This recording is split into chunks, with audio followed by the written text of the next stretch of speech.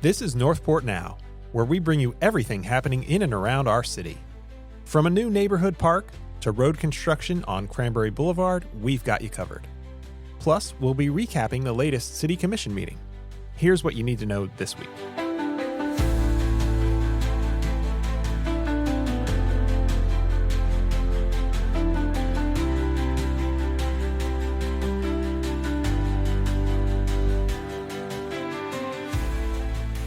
The Parks and Recreation Department will celebrate the opening of Northport's newest park this Saturday, February 28th, with a ribbon-cutting ceremony for Boca Chica Neighborhood Park.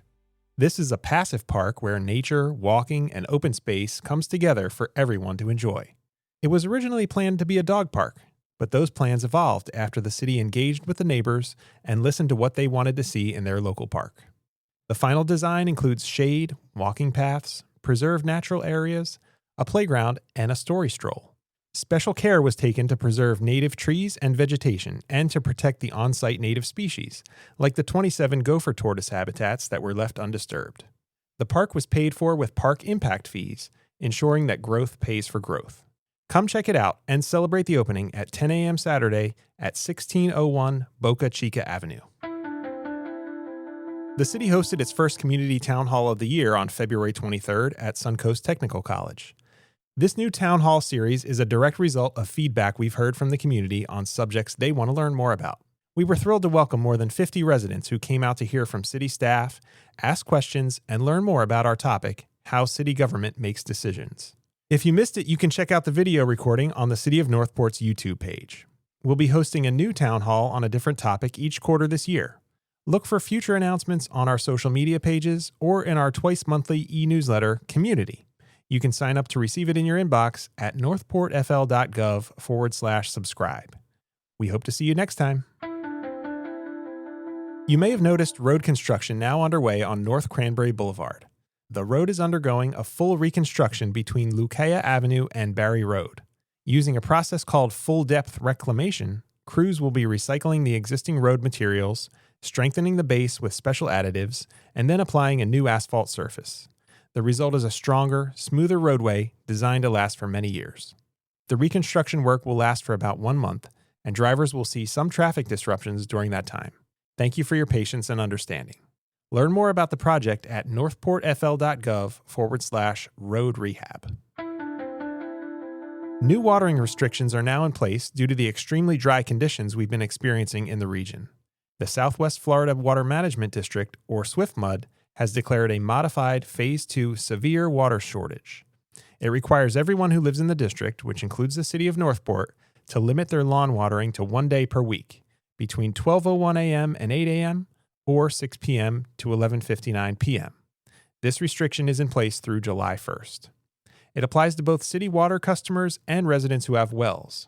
It's voluntary for reclaimed water users. Get more information and helpful tips about water conservation at northportfl.gov/water restrictions. It's time for more commission meeting highlights, where City Manager Jerome Fletcher takes us through the latest City Commission decisions and what they mean for the public. Here to tell us more about the Commission's meeting on February 24th is City Manager Fletcher. Hey, Jerome, thanks for being here. Hey, thanks for having me, Jason. All right, so the Commission had the second hearing of an ordinance that allows the city to collect assessments for cleanup of hazardous trees, excessive growth of grass, and nuisance weeds on private lots. Can you tell us a little bit more about what this means for our code enforcement team and how it might impact the city's general fund? Well, first of all, what it means for our code enforcement team is we want to thank them for continuing to beautify our city. We want our city to look and represent how we feel about it, which is the care and love that we all have every day.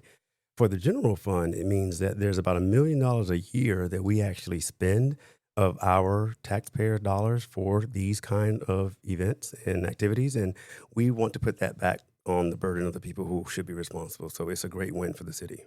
All right. So it's a great way to be financially responsible and keep the city looking good, which I know we hear from a lot of people all the time. Why don't you do more? Right. This is the way we can do that. Absolutely. And there's always pockets of places that we could do better at. And we're trying to make sure that we are in more places than we are. But the city is 104 square miles. So we do the best with the staff that we have, but we're always open for information and direction for more improvement. Sure. Okay, so switching gears, one of the things the commissioners talked about was an adjustment to their salaries. And I know this has been something that's been talked about before. It's been a bit of a hot topic. What exactly did they decide and why? So what they decided was to get off of a population-based formula, which as one of the fastest growing cities in the country, when the formula was actually designed, multiple years ago, it didn't account for the rapid growth in what that salary would be. So the commission decided to actually, adopt a new formula to get it up to speed so that the valuation of the job was in alignment with the duties of the job, and it raised their salary up. And that was the right thing to do because it was way too low. And raising it up has different benefits to it as far as the number of candidates that we can attract to sort of be in leadership roles in our city, which is very, very important. But at some point, the commission has decided, and rightfully so, that, there should be a cap on that and then sort of just grow from there as opposed to capping it and leaving it there. So what happened yesterday was they capped it at a certain level, and now it'll have a cost of living increase attached to it, but it's more in alignment with the value of the job, which is very important for the city and its elected officials. Okay, very good. Another item that you guys talked about with the commission last night was talking about the administrative safeguards for permit processing and interactions with elected officials. What can you tell us more about that item? Yeah, so we all are public officials and we need to be as transparent as possible. And, it only takes one little misstep for us to all end up in a situation that we don't want to be in. So my point and my purpose is always to make sure that we are protected and making sure our staff is protected. And the outcome of that agenda item was for me as city manager to put more additional controls in place to make sure that we're not accused of anything, whether it be fast or slow, with a commissioner doing business within the city. All of our commissioners have the right to do business in this city, and that should not be changed or jeopardized. But as public officials, we need to make sure that we're transparent. We do it the best way possible. And I don't want staff, and I can't let staff be put in positions of being exposed to political peer pressure. And that's part of why we have the charter and the separation of duties. So we will always continue to maintain that and put stronger controls in place today, tomorrow, and forever. Thank you. Sounds like a really item about transparency. And so I know there's a lot of discussion. We encourage people to go back and watch the meeting if they want to get into the whole conversation. Lastly, the commission approved a letter of support to the state for funding for the teen court program. And I know that you're familiar with that program. They have an office right here in City Hall. What was the commission's point of view on that and how we're helping the teen court program? So Vice Mayor Langdon is the one who championed that letter. And from her standpoint and from what I understand and we all can relate to, their program is underfunded or funding is going to be jeopardized in this upcoming fiscal year. Like we're all sort of jumping through those same hoops. And the state is a powerful friend of ours, and they support Teen Court and the program and the value that it brings not only to the community, but the teens themselves and getting them on a better track from whatever has led them to get to Teen Court or putting them on a career path because they just like the law aspect of it as well. So not everyone who comes through Teen Court is the recipient of discipline action. It's a program that has so many good outcomes for our city. And so writing the letter to the state, which should have a lot of weight from our board, should help them get funding that they are going to be missing from next year.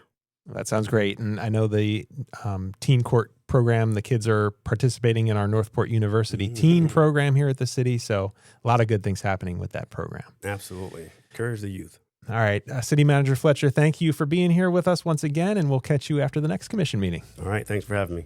You can visit northportfl.gov/meetings to view the agendas for upcoming meetings or watch videos of any meeting you missed. We'll be bringing you more highlights after the next commission meeting in March. Thanks for tuning in to Northport Now. Be sure to check out the show notes for links and more details on everything we've covered today. Have a great week, Northport, and don't forget to stay informed, stay engaged, and stay connected.